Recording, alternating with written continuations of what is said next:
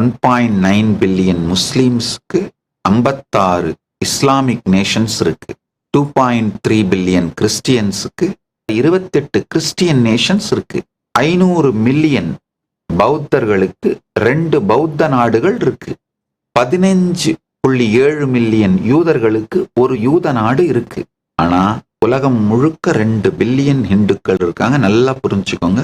இந்து மதத்திலே பிறந்து இந்து மதத்தில் வாழ்பவர்கள், இந்து மதத்தை வாழ்க்கை முறையாக ஏற்றுக்கொண்டவர்கள், இது மொத்தமும் பார்த்தீங்கன்னா உலகம் முழுக்க 2 பில்லியன் இந்துக்கள் இருக்காங்க.